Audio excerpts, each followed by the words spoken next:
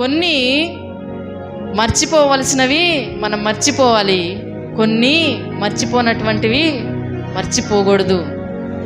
ఏమి అంటే చూద్దాం. అపోస్తలుడైనటువంటి పౌలు హెబ్రీయులకు రాసినటువంటి పత్రికలో ఏవి మనం మర్చిపోకూడదు, ఏవి దేవునికి ఇష్టమైనవో చూద్దాం.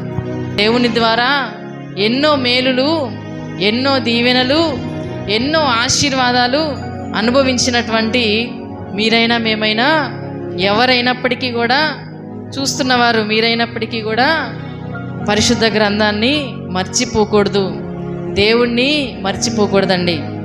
చూద్దాం. హెబ్రీయులకు రాసినటువంటి పత్రిక 13వ అధ్యాయం 16వ వచనంలో చక్కటి మాట, ఉపకారమును ధర్మమును చేయ మరచిపోకుడి, అట్టి యాగములు దేవునికి ఇష్టమైనవి. దేవునికి ఇష్టమైన యాగాలు, దేవునికి ఇష్టమైన యాగం ఏంటి? ఉపకారము, రెండవదిగా ధర్మము చేయ మర్చిపోవద్దు. మీరు ఏది మర్చిపోయినా మొదటిగా బైబిల్ గ్రంథాన్ని మర్చిపోకూడదు. బైబిల్ గ్రంథంలో లిఖించబడిన ప్రతి మాట దేవుడై ఉన్నాడు. ఆది యందు వాక్యం ఉండెను, వాక్యము దేవుని యొద్ద ఉండెన, వాక్యమే దేవుడై ఉండెను. బైబిల్ గ్రంథాన్ని మర్చిపోతే దేవుణ్ణి మర్చిపోయినట్లే. అందుకే అపోస్తలుడైనటువంటి పౌలు హెబ్రీయులు రాసినటువంటి పత్రికలో చెప్తున్నాడు, దేవుణ్ణి మర్చిపోవద్దు, ఉపకారమును ధర్మమును చేయడం మర్చిపోవద్దు. అవి ఉపకారం చేయడం, ధర్మం చేయడం దేవునికి ఇష్టమైన యాగం అంట. దేవునికి ఇష్టమైన యాగం అండి. ఇంకా కీర్తన భాగంలో చూస్తే విరిగిన మనస్సే దేవునికి ఇష్టమైన బలి. దేవుని మందిరానికి వచ్చినటువంటి ప్రతి ఒక్కరూ, దేవుని వాక్యాన్ని వింటున్నటువంటి ప్రతి ఒక్కరూ దేవునికి ఏమి ఇష్టమో తెలుసుకోవాలి. దేవునికి ఏమి ఇష్టం? ఉపకారం చేయడం దేవునికి ఇష్టం. రెండవదిగా ధర్మము చేయడం దేవునికి ఇష్టం. అవి ఆ రెండిటిని మర్చిపోవద్దు, మర్చిపోకండి. లూకాసు వార్తలో 6వ అధ్యాయంలో 35వ వచనం చివరి భాగంలో, ఆయన కృతజ్ఞత లేని వారి ఎడలను దుష్టుల ఎడలను ఉపకారి అయి ఉన్నాడు. మనకి దేవుడు మాదిరి చూపిస్తూ ఉన్నాడు. ఆయన మనకి ఎవరైనా మేలు చేస్తే, మనకి ఎవరైనా ఉపకారం చేస్తే మనము ఇతరులకి ఉపకారం చేస్తాం. మనుషులు మన ఎడల ఏ ప్రేమను చూపిస్తే ఆ ప్రేమనే ఎదుటి వారి ఎడల మనం చూపిస్తాం. అవునా కాదండి? మనతో ఎదుటివారు మనతో ప్రేమగా మాట్లాడితే మనం ఎదుటి వారి ఎడల ప్రేమగా మాట్లాడతాం. అలా కాకుండా అసభ్యకరమైన పదజాలముతో ఎదుటి వారితో మనం మాట్లాడితే వారు కూడా అసభ్యకరమైన పదజాలముతో మనతో మాట్లాడతారు. ఇతరుల హృదయంలో, ఇతరుల ఎడల మనం ఏదైతే ఆశిస్తామో వారు కూడా మన ఎడల అది ఆశిస్తారండి.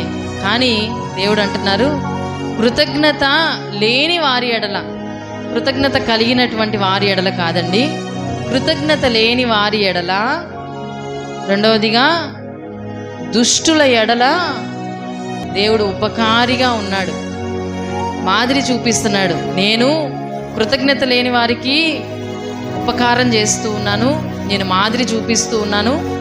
మీరు కూడా కృతజ్ఞత లేని వారికి ఉపకారం చేయండి. దుష్టుల ఎడల కూడా ఉపకారం చేయండి. ఈ రెండు, ఉపకారం చేయడం, రెండవదిగా ధర్మం చేయడం మర్చిపోవద్దు. కొంతమంది ధర్మం చేస్తారు. ఎట్లా ధర్మం చేస్తారో తెలుసా? సామెతల గ్రంథంలో ఉంటుందండి. కపట మనస్సుతో దానం చేస్తారు, కపట మనస్సుతో ధర్మం చేస్తారు. దేవుడు ఏం చెప్పారండి మత్తయి సువార్తలో? ఈ చేతితో ఇచ్చింది ఈ చేయికి తెలియకుండా ఇవ్వాలని చెప్పారు. ఒకసారి చదవండి మత్తయి సువార్త 6వ అధ్యాయం చదవండి.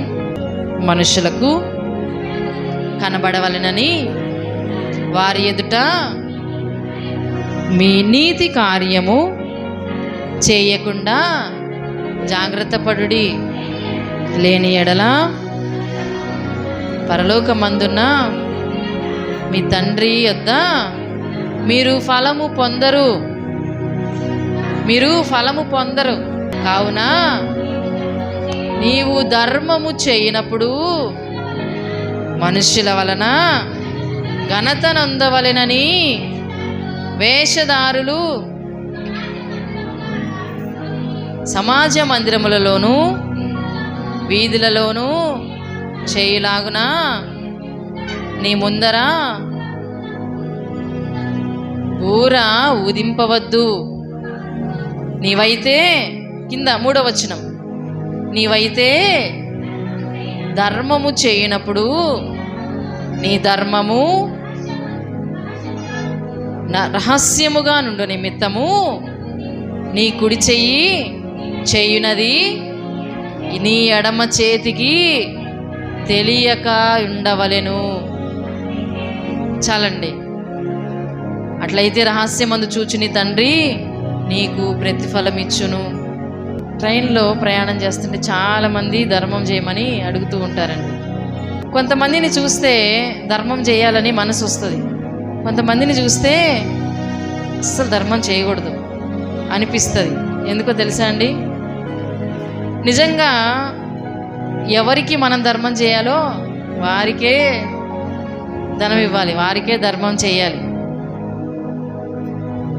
నిజంగా అవయవాలు ప్రాబ్లం అయ్యి అవయవాలు పాడయ్యి కష్టపడి సంపాదించలేని స్థితిలో ఉన్నవారికి మనం ధర్మం చేస్తే అది మంచిదండి. అట్లా కాకుండా ఇచ్చిన ధర్మం చేసిన ఆ ధనాన్ని తీసుకుని వెళ్ళి వ్యసనాలకి వారు ఉపయోగించినట్లయితే మనం చేసిన ధర్మము వ్యర్థమేనండి. మనం ఇచ్చిన ధనము వ్యర్థంగా వారి యొక్క శరీర అవయవాల్లో అస్వస్థతకి గురి అవ్వడానికి మన యొక్క ధనము కారణమవుతుంది. అందుకే ధర్మం చేసేటప్పుడు ఇచ్చేటప్పుడు చాలా జాగ్రత్తగా ఆలోచన చేసి ధర్మం చేయాలి. కపట మనసుతో చేయకూడదు. ఆ మాట కూడా చదవండి. సామెతల గ్రంథం 25వ అధ్యాయం 14వ వచనంలో కపట మనస్సుతో దానమిచ్చు డంబము చేయువాడు వర్షము లేని మబ్బును గాలిని పోలి ఉన్నాడు. కపట మనస్సుతో దానము ఇయటమే కాకుండా డంబాలు చేసి చెప్తా ఉంటారండి. కపట మనసుతో దానమిచ్చి డంబము చేయువాడు వర్షము లేని మబ్బు. తెలుసా అండి? మబ్బు వస్తుంది కానీ వర్షం పడదు. మబ్బు కనపడతా ఉండిద్ది, మోడంగా ఉండిద్ది.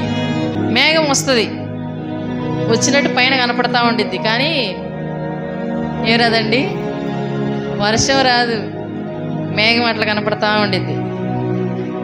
అట్లా కపట మనసుతో దానమిచ్చి డంబం చేసిన వారు వర్షము లేని మబ్బును గాలిని పోలి ఉన్నాడు. యేసయ్య ఏం చేశారండి? కృతజ్ఞత లేని వారి ఎడల చెప్పాలి, కృతజ్ఞత లేని వారి ఎడల ఉపకారగా ఉన్నాడు, ఉపకారం చేశాడు. దుష్టులకి కూడా దేవుడు ఉపకారం చేశాడు.